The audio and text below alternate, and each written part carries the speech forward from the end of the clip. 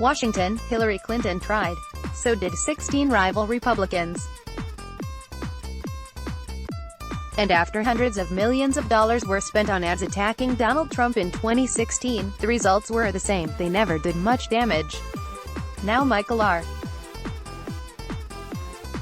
Bloomberg is trying his way, spending millions each week in an online advertising onslaught that is guided by polling and data that he and his advisors believe provide unique insight into the president's vulnerabilities.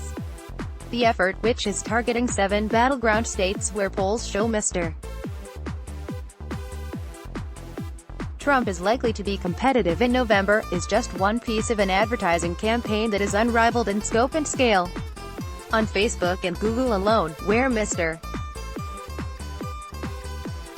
Bloomberg is most focused on attacking the president, he has spent $18 million on ads over the last month, according to Acronym, a digital messaging firm that works with Democrats. That is on top of the $128 million the Bloomberg campaign has spent on television ads, according to Advertising Analytics, an independent firm, which projects that Mr. Bloomberg is likely to spend a combined $300 million to $400 million on advertising across all media before the Super Tuesday primaries in early March. Those amounts dwarf the ad budgets of his rivals, and he's spending at a faster clip than past presidential campaigns as well. Mr. Bloomberg is also already spending more than the Trump campaign each week to reach voters online. And if the $400 million estimate holds, that would be about the same as what President Barack Obama's campaign spent on advertising over the course of the entire general election in 2012. Video transcript backbars 00302-302 transcript. Who is Michael Bloomberg? 2020 presidential candidate. The billionaire businessman and former mayor of New York is hoping he can forge a path to the Democratic nomination by positioning himself as a centrist who can take on President Trump. A billionaire businessman, philanthropist and former mayor of New York City. Oh, you're welcome. Michael Bloomberg is making a late entry. This is the road that I'm taking, into the Democratic presidential race. So who is he? Bloomberg grew up outside of Boston. After college and Harvard Business School, he got into investment banking. In the 1980s, he created the Bloomberg Terminal, a financial tool for investors that would make him a billionaire. And in 2001, Bloomberg ran for mayor of New York City as a Republican. That should make a great politician. Then in the middle of his campaign, New York City changed forever on Sept. 11. As New York's outgoing mayor took the national stage, he gave Bloomberg the thumbs up. Well, I'm urging people to vote for Mike Bloomberg. Michael R. Bloomberg won. One of his priorities as mayor was tackling public health. 64-ounce. Just think about that. Don't go near these things. He also pushed for controversial stop-and-frisk policies that disproportionately affected minority communities. Everything the New York City Police Department has done is legal. But just days before entering the presidential race this year, he apologized. I just want you to know that I realized back then, I was wrong.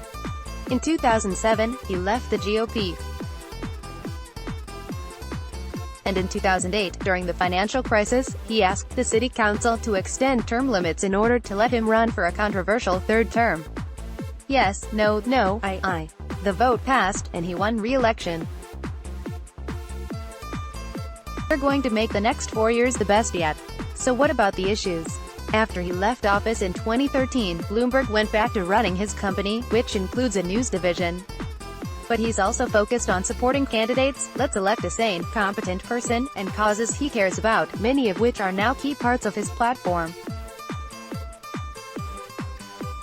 Bloomberg is a vocal supporter of gun reform.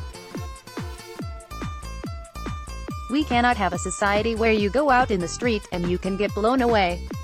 We just have to say enough is enough. He also has big plans for healthcare reform and fighting climate change. Trump has done us a favor. Every time he riles against climate change, the money comes flooding in. Overall, Bloomberg is positioning himself as a moderate in the Democratic field. With the right candidate, we can turn areas from red to blue. So what about his chances? They're somewhat unknown. As a billionaire and fellow New Yorker, Bloomberg supporters feel he is uniquely positioned to take on President Trump. I'm a New Yorker, and I know a con when I see one. There is nobody I'd rather run against than Little Michael, that I can tell you. But he has challenges ahead. He's as not well known outside of New York City. Also, Bloomberg probably won't participate in any of the Democratic debates, and he's likely to skip the early primaries and caucuses. His hope to surge on Super Tuesday and chart a path to the nomination.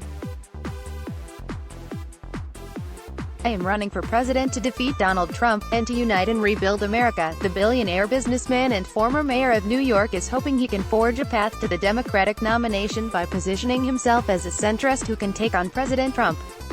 Credit. That's strange for the New York Times. The ads amount to a huge bet by the Bloomberg campaign that there are enough Americans who are not too fixed in their opinions of Mr.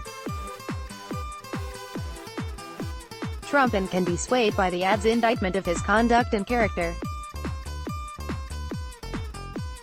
None of these assumptions are safe in a political environment that is increasingly bifurcated along partisan lines and where, for many voters, information from the other side is instantly suspect. But Mr. Bloomberg's aides believe it is imperative to flood voters with attacks on the president before it is too late, a lesson Republicans learned in 2016 when they initially spent most of their ad budgets during the primaries tearing into each other while ignoring Mr. Trump. All this effort and all this money and none of it goes to help the one election that really matters, asks a man from Michigan in one new Bloomberg campaign ad, referring to the spending in the Democratic primary. The campaign plans to run the ad online in Super Tuesday primary states. Another man featured in the ad bemoans the fact that the Trump campaign is so focused on Pennsylvania but that none of the Democrats seem to be.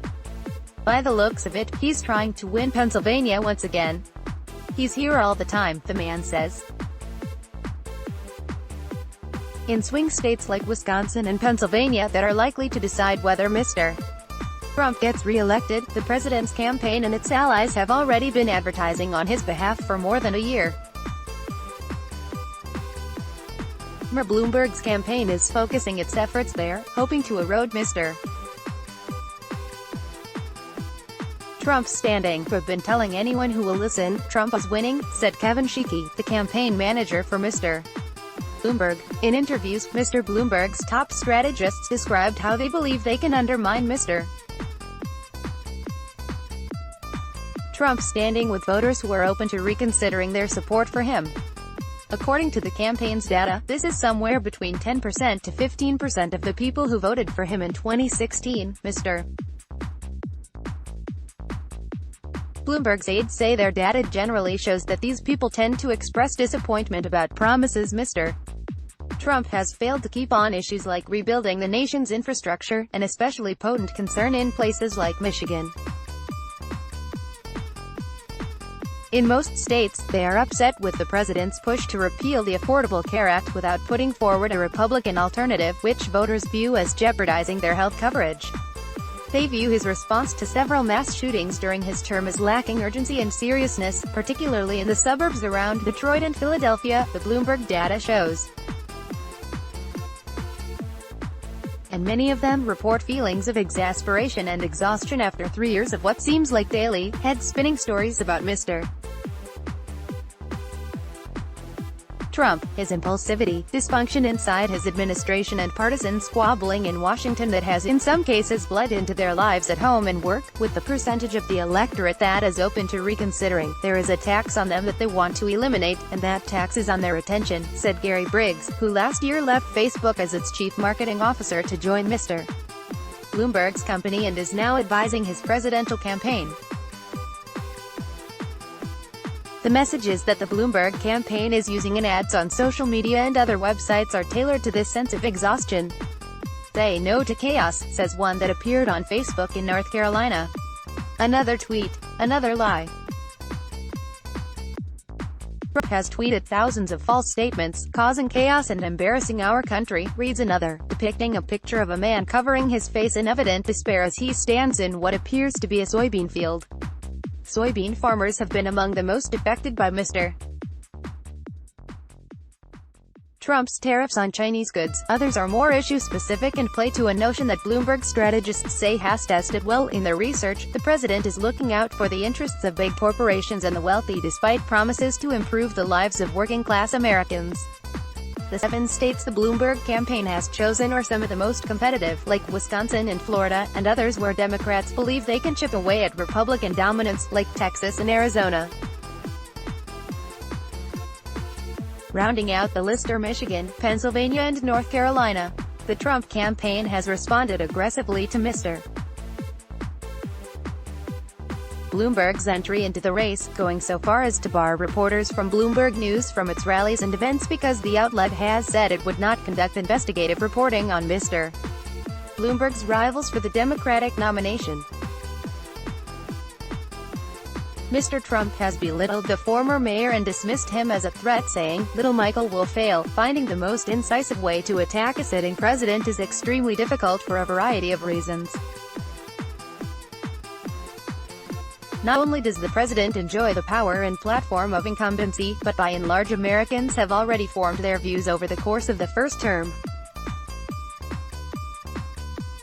Larry McCarthy, a Republican ad maker who wrote many of the super PAC ads that attempted to undercut President Barack Obama's popularity with swing voters in 2012, said he believes his ads were not as effective because many voters had already made a judgment about Obama. That judgment, he said, was that a significant number of voters, in our data, did not like Obama policies but did not think he was a bad guy. With Mr. Trump, the opposite is true. Polls show that, for instance, most Americans approve of his handling of the economy.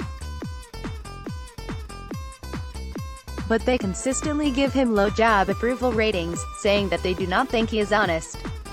And public polls further show he stands an even chance of winning many battleground states against a variety of the Democratic candidates, which the Bloomberg campaign said tracks with its internal data. With the ads, the Bloomberg campaign is also walking a fine line between trying to undercut Mr. Trump and turning off voters who may not like the president but do not want to dwell on him. "There is a kind of anxiety that he creates," said Howard Wolfson, one of Mr. Bloomberg's longtime top advisors, about Mr. Trump. "This is real for people," he added, acknowledging the contradictory factors. "There's a bit of leave us alone." The campaign said that it had produced 160 versions of its ads on social media alone, reaching 15.5 million people in the first 2 weeks of December. Michael Bloomberg's fledgling campaign has now spent more on Google and YouTube in the past month than the Trump campaign has spent all year, Acronym said in a recent analysis of the race.